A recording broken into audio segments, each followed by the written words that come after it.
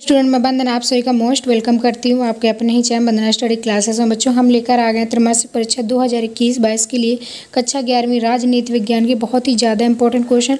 तो आपके एग्जाम्स में ये क्वेश्चन आ सकते हैं, वेरी आईएमपी क्वेश्चन है। तो इन क्वेश्चन को आपको पूरे सब जितने भी क्वेश्चन आपको बताएंगे सारे क्वेश्चन आपको बिल्कुल कंप्लीट कर लेना है, क्योंकि इनके बच्चों आने के चांसेस 80 से 90% तक हैं। तो सारे क्वेश्चन आपको तैयार कर लेना है, ठीक। तो ये आपको पहले ऑब्जेक्टिव बताएंगे, सारे ऑब्जेक्टिव आपके कंप्लीट करवाएंगे। इसके बाद आपके फिल इन द ब्लैंक्स, एक वाक्य में उत्तर और आपके सत्य पूरा इस वीडियो में मिलेगा। इसके बाद 3 अंक की, 5 अंक की, 4 अंक की क्वेश्चन भी इस वीडियो में मिलेंगे। तो बस वीडियो में लास्ट तक बने रहिएगा। अगर बच्चों इसकी पीडीएफ आपको चाहिए तो आप साइट पर जाकर देख सकते हैं। गूगल पर सर्च करिएगा vandanaclasses.com, vandanaclasses.com, वहाँ पर आपको पूरी सॉल्यूशन की पीडीएफ मिल जाएगी, ठीक। चलिए स्टार्ट करते हैं। पहला आपका क्वेश्चन आएगा बहुविकल्पी प्रश्न, ठीक। तो इसमें से ऑब्जेक्टिव आपके आने वाले हैं 32 अंक के। तो पूरे 32 अंक आपको पूरे पक्के करने हैं। तो 32 में 32 अगर पूरे लाने हैं तो बस वीडियो में लास्ट तक बने रहिएगा। जितने क्वेश्चन आपको बताए जाएँ बस सारे कंप्लीट कर लेना है, ठीक।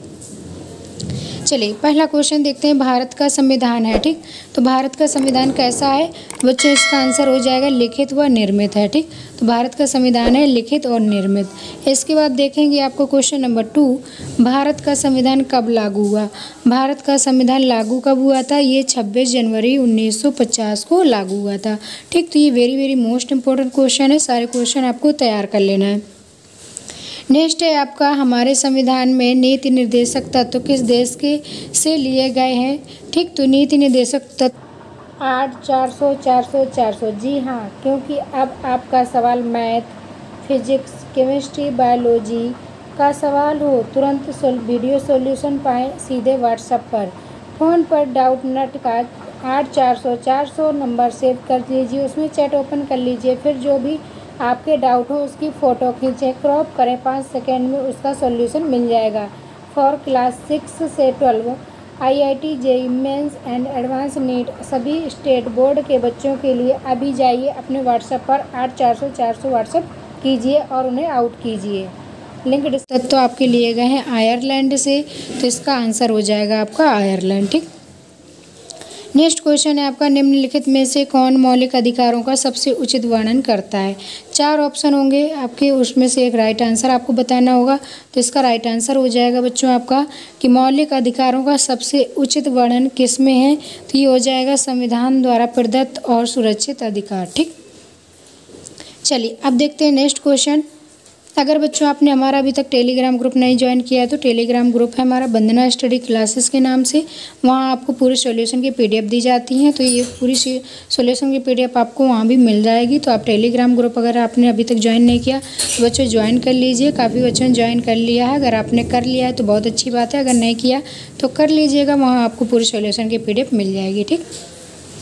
नेक्स्ट क्वेश्चन देखेंगे, संविधान में समय समय पर संशोधन करना क्यों आवश्यक है? संविधान जो अपना बना हुआ है भारत देश का या किसी भी देश का, उसमें आपका संशोधन करना क्यों आवश्यक होता है, ठीक। तो परिस्थितियां बदलने पर संविधान में उचित संशोधन करना आवश्यक होता है, ठीक। तो परिस्थितियां जिस तरीके से बदल रही हैं, जिस तरीके से लोग परिवर्तित हो रहे हैं, विकास हो रहा है, उसी तरीके से संविधान भी समय समय पर परिवर्तित होना चाहिए, ठीक, संशोधन होना चाहिए। इसके बाद नेक्स्ट क्वेश्चन है बच्चों, निर्वाचन आयोग की अध्यक्षता कौन करता है? निर्वाचन आयोग की अध्यक्षता कौन करता है? तो इसका आंसर हो जाएगा आपका मुख्य निर्वाचन आयुक्त जो होते हैं ये निर्वाचन आयोग की अध्यक्षता करते हैं। नेक्स्ट क्वेश्चन है वेरी मोस्ट इंपॉर्टेंट, स्वराज मेरा जन्मसिद्ध अधिकार है और मैं इसे लेकर रहूँगा। ये किसने कहा है?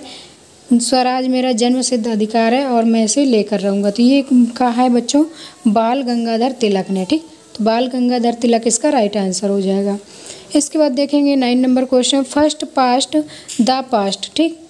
फर्स्ट पास्ट द पास्ट प्रणाली में वही प्रत्याशी जीतेगा, विजेता हो घोषित किया जाएगा जो क्या होगा? चुनाव क्षेत्र के अन्य उम्मीदवारों से ज़्यादा मत हासिल करता है, ठीक। इस तरीके से सारे क्वेश्चन आपको तैयार करते जाना है। ये आपके ऑब्जेक्टिव क्वेश्चन है सारे, 4 ऑप्शन मिलेंगे इनमें आपको। संसदीय कार्यपालिका का अर्थ होता है, ठीक। संसदीय कार्यपालिका का अर्थ क्या होता है? ऐसी कार्यपालिका जो संसद के बहुमत के समर्थन पर निर्भर हो, वो आपकी क्या कहलाती है? संसदीय कार्यपालिका, ठीक। नेक्स्ट 11 नंबर, निम्न में से किस राज्य में द्विसदनात्मक व्यवस्थापिका नहीं है? ठीक, द्विसदनात्मक आपकी व्यवस्थापिका नहीं है, तो ये है आपकी मध्य प्रदेश की। ठीक, इसके बाद नेक्स्ट क्वेश्चन है आपका, भारतीय संसद में कितने सदन होते हैं? भारतीय संसद में बच्चों 2 होते हैं, लोकसभा, एक होता है लोकसभा, एक होता है राज्यसभा। ठीक, 2 आपके सदन होते हैं राज्यसभा। ठीक, तो दोनों आपको याद रखना है, मोस्ट इंपॉर्टेंट है, आपके कंपटीशन में भी पूछे जाते हैं क्वेश्चन। नेक्स्ट क्वेश्चन है, मध्य प्रदेश का उच्च न्यायालय कहाँ स्थित है? तो मध्य प्रदेश का उच्च न्यायालय है जबलपुर में, इसका राइट आंसर हो जाएगा जबलपुर। ठीक, नेक्स्ट है आपका 14 नंबर, निम्नलिखित में से धर्मनिरपेक्षता कौन सा सिद्धांत भारत के संविधान में अपनाया जाता है? ठीक, तो इनमें से धर्मनिरपेक्षता का कौन सा सिद्धांत भारत के संविधान में अपनाया जाता है? इसका आंसर हो जाएगा राज्य का धर्म से कोई लेना देना नहीं है। ठीक, आप देखेंगे बच्चों, रिक्त स्थान की पूर्ति कीजिए। रिक्त स्थान की पूर्ति फिल इन द ब्लैंक्स आपको देख लेना है। अस्पृश्यता का अंत अधिकार के अंतर्गत किया जाता है। ठीक, तो अस्पृश्यता का अंत किस अधिकार के अंतर्गत है? तो ये हो जाएगा नागरिक अधिकार संरक्षण अधिनियम। तो यहाँ पर आपका नागरिक अधिकार संरक्षण अधिनियम आपको तैयार कर लेना है। ये क्वेश्चन आपके एग्जाम्स के लिए वेरी वेरी इंपॉर्टेंट है बच्चों, बार बार कह रहे हैं, तो सारे क्वेश्चन आपको अच्छे से तैयार कर लेना है। ठीक, नेक्स्ट क्वेश्चन देखेंगे, भारतीय संविधान को अंगीकृत किया गया। ठीक, तो कब आपका बनकर तैयार हो गया था भारतीय संविधान? तो ये आपका हो जाएगा 26 नवंबर 1949 को। फिर लागू कब हुआ था? 26 जनवरी 1950 को। ठीक, 49 में बन गया था, 1 साल बाद आपका लागू किया गया था 26 जनवरी को, तभी आप गणतंत्र दिवस के रूप में मनाते हैं। ठीक, इसके बाद चलिए देखते हैं नेक्स्ट है आपका 3rd पॉइंट, भारतीय संविधान अंतिम रूप से पारित किया गया। ठीक, तो अभी हमने आपको बताया कि आपका अंगीकृत किया गया था 26 नवंबर 1949 को, और आपका पारित कब किया गया था? 26 जनवरी 1950 को। ठीक, तो ये आपको दोनों क्वेश्चन याद रखने, वेरी वेरी मोस्ट इंपॉर्टेंट है। नेक्स्ट है, कौटिल्य ने राज्य विज्ञान के लिए शब्द का प्रयोग किया था। कौटिल्य ने राज्य विज्ञान के लिए किस शब्द का प्रयोग किया था? इसका हो जाएगा जनपद। ठीक, नेक्स्ट है आपका, राज्यसभा के सदस्यों का कार्यकाल होता है। तो राज्यसभा के सदस्यों का कार्यकाल आपका 6 वर्षों का होता है, तो इसको याद कर लेना है। नेक्स्ट है आपका, संविधान सभा के अध्यक्ष थे। संविधान सभा के अध्यक्ष कौन थे? प्रथम अध्यक्ष थे आपके डॉक्टर राजेंद्र प्रसाद। ठीक, स्थायी अध्यक्ष भी पूछा जाता है कि आपके संविधान सभा के स्थायी अध्यक्ष कौन थे? तो डॉक्टर राजेंद्र प्रसाद थे। ठीक, इसके बाद नेक्स्ट है आपका 7 नंबर, 1947 के जापान के संविधान को कहा जाता है।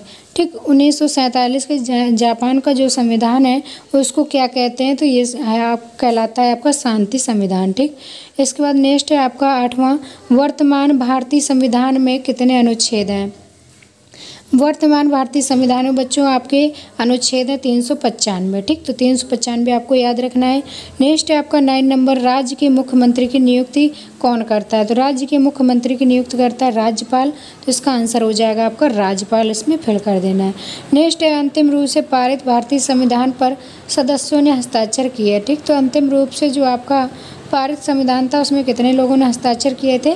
284 लोगों के हस्ताक्षर थे। ठीक, नेक्स्ट है, भारतीय संविधान प्रकार की न्यायिक व्यवस्था की न्यायिक स्थापना करता है। ठीक, तो ये हो जाएगा आपका एकीकृत। इसके बाद नेक्स्ट है आपका 12, भारतीय सभा की पहली बैठक हुई थी। ठीक, तो भारतीय संविधान सभा की पहली बैठक कब हुई थी? तो संविधान सभा की पहली बैठक हुई थी 19 दिसंबर 1946 को। ठीक, तो ये आपको रिक्त स्थान पूरे तैयार कर लेना है।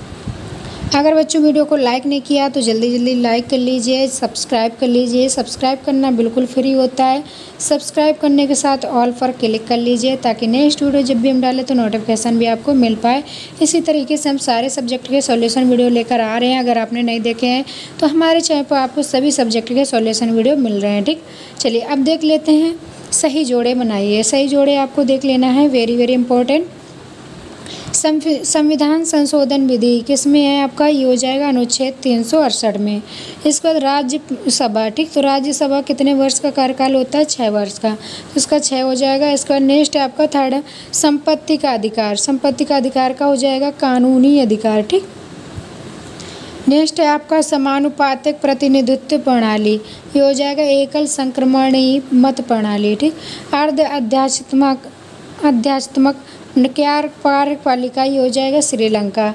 इसके बाद नेक्स्ट है आपका भारतीय संविधान का निर्माण। भारतीय संविधान का निर्माण कब हुआ है? कैबिनेट मिशन योजना के अंतर्गत, ठीक। तो ये आपको कर लेना है। इसके बाद आपका आ जाएगा सत्य, ठीक। भारत का संविधान लिखित तथा विस्तृत है, ये आपका सत्य हो जाएगा। भारत का संविधान लिखित और निर्मित है, विस्तृत है। नेक्स्ट बच्चों, सरकार के गठन और उसकी शक्तियों के बारे में लिखित दस्तावेज हैं, तो ये आपका सत्य हो जाएगा, ठीक। इसके बाद नेक्स्ट देखेंगे। नेक्स्ट है आपका रिपब्लिक के लेखक प्लेटो हैं।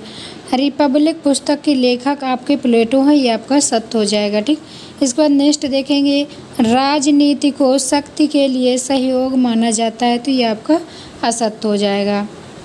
इसके बाद नेक्स्ट है बच्चों, अधिकार पत्र में किसी देश की जनता को हासिल अधिकारों का वर्णन रहता है, ठीक। तो अधिकार पत्र में किसी देश की जनता का अधिकारों का वर्णन रहता है, तो ये आपका सत्य हो जाएगा।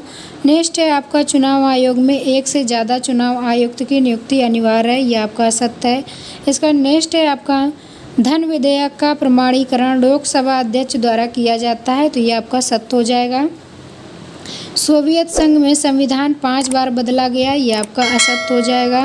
नेक्स्ट है आपका, न्यायपालिका देश के संविधान, लोकतांत्रिक परंपरा और जनता के प्रति उत्तरदायी है, तो ये आपका सत्य हो जाएगा। इसके बाद नेक्स्ट देखेंगे, सरकार की प्रधान एवं उनके संचिवों को राजनीतिक कार्यपालिका कहते हैं, तो ये आपका सत्य हो जाएगा, ठीक। इस तरीके से आपके सत्य हो जाएंगे। अब देखेंगे एक शब्द एक वाक्य में उत्तर। तो आपका भारत में कौन सी शासन प्रणाली है, ठीक। तो इसमें हो जाएगा संसदीय शासन प्रणाली, ठीक।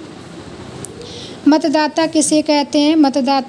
मतदान करने वाले को मतदाता कहा जाता है जिनकी एज आपकी 18 प्लस होती है, ठीक। 18 साल से ऊपर होते हैं वो आपके मतदाता कहलाते हैं, जो अपना मत का अधिकार खुद रखने लगते हैं, यानी वोट डाल सकते हैं, ठीक। संसद के दोनों सदनों के नाम लिखिए। तो संसद के दोनों सदन हैं आपके लोकसभा, राज्यसभा। संविधान सभा के स्थायी अध्यक्ष का नाम बताइए। अभी हमने आपको बताया था कि डॉक्टर राजेंद्र प्रसाद जी जो थे वो स्थायी अध्यक्ष माने जाते हैं। स्थायी अध्यक्ष थे भी, माने नहीं जाते, ये थे, ठीक। इसके बाद नेक्स्ट है आपका 5 नंबर, राज्यसभा की कार्यवाही का संचालन कौन करता है? राज्यसभा की कार्यवाही का संचालन कौन करता है? राज्यसभा के पीठासीन अधिकारियों को यह जिम्मेदारी होती है। अब नेक्स्ट देखेंगे, भारत में मताधिकार की आयु कितनी है? तो ये हो जाएगी 18 वर्ष। नेक्स्ट महत्वपूर्ण प्रश्न है आपके 3 अंक की, 5 अंक की। तो इसमें आपको देख लेना है सारे क्वेश्चन, आपको इनका सॉल्यूशन भी आपको मिलेगा। भारतीय संघ में कितने राज्य तथा कितने केंद्र शासित प्रदेश हैं? संविधान का अर्थ लिखिए। हमें संविधान से क्या आवश्यकता है? संविधान की क्या आवश्यकता है? संविधान के प्रमुख कार्य लिखिए। भारत के मौलिक कर्तव्यों का वर्णन कीजिए। भारतीय संविधान की प्रमुख विशेषताएँ बताइए। भारतीय संविधान के आधारभूत ढांचे को समझाइए। राज्य के नीति निर्देशक तत्वों के उद्देश्य लिखिए। इस पर नेक्स्ट है, भारत का संविधान कब लागू किया गया? राष्ट्रीय मानव अधिकार आयोग के कार्य लिखिए। मौलिक अधिकार एवं नीति निर्देशक तत्वों में अंतर लिखिए। सार्वभौमिक वयस्क मताधिकार का अर्थ लिखिए। भारतीय संविधान में संशोधन प्रक्रिया क्या है, स्पष्ट कीजिए। सारे मोस्ट इम्पोर्टेंट क्वेश्चन आपके एग्जाम्स के लिए। संसदीय शासन प्रणाली की विशेषताएं बताइए। सर्वोच्च न्यायालय के न्यायाधीश की नियुक्ति किसके द्वारा की जाती है? दल बदल से क्या आशय है? दल बदल की क्या नीति होती है?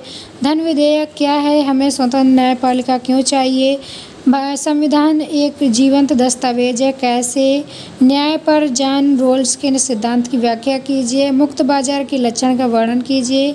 लोकसभा की शक्तियाँ तथा कार्य लिखिए। सर्वोच्च न्यायालय के क्षेत्राधिकार का वर्णन कीजिए। भारतीय निर्वाचन आयोग के प्रमुख कार्य लिखिए। वयस्क मताधिकार के गुण लिखिए। राष्ट्रपति बनने हेतु 2 योग्यताओं को लिखिए। कार्यपालिका कितने प्रकार की होती है लिखिए। तो बच्चों वेरी मोस्ट इम्पोर्टेंट क्वेश्चन है, सारे क्वेश्चन आपको तैयार करना है, ठीक। अगर बच्चों आपने अभी तक वीडियो को लाइक नहीं किया तो लाइक ज़रूर कर लें, चैनल को सब्सक्राइब कर लें, अपने दोस्तों को ज़्यादा से ज़्यादा शेयर करें। बच्चों नेक्स्ट क्वेश्चन है आपका, प्रधानमंत्री के 4 कार्य बताइए। प्रधानमंत्री के 4 कार्य बताना है। सरकार के अंग सरकार के कितने अंग हैं? सरकार के अंगों के नाम बताना है। ठीक। भारतीयों के किन्हीं 2 मौलिक कर्तव्यों का वर्णन कीजिए। साधारण बहुमत तथा विशेष बहुमत में अंतर लिखिए। नौकरशाही की कोई 4 विशेषताएं लिखिए। केंद्रीय मंत्रिपरिषद के कार्य लिखिए। निर्वाचन आयोग के कार्य लिखिए। वेरी वेरी मोस्ट इम्पोर्टेंट सारे क्वेश्चन है आपके 35 नंबर तक, तो ये आपको पूरे तैयार कर लेना है। ठीक। इनका सोल्यूशन आपको हमारी साइट पर मिल जाएगा वंदनाclasses.com। जैसे आप गूगल पर सर्च करेंगे वहाँ आपको इसका सॉल्यूशन पूरा मिल जाएगा। अगर बच्चों आपने अभी तक वीडियो को लाइक नहीं किया तो लाइक कर लें, चैनल को सब्सक्राइब नहीं किया तो सब्सक्राइब जरूर कर लें, अपने दोस्तों को ज़्यादा से ज़्यादा शेयर ज़रूर करें। तो ये थे बच्चों आपके कल के पेपर के लिए बहुत ही ज़्यादा इंपॉर्टेंट क्वेश्चन, 80 से 90% तक आने के चांसेस हैं, तो सारे क्वेश्चन आपको अच्छे से तैयार कर लेना है। इसी तरीके से बच्चे हम सारे सब्जेक्ट के सॉल्यूशन लेकर आ रहे हैं। अगर आपको किसी और सब्जेक्ट का सॉल्यूशन चाहिए तो आप कमेंट करके ज़रूर बताइएगा। चलिए मिलेंगे नेक्स्ट वीडियो में, तब तक के लिए bye bye. Thanks for watching.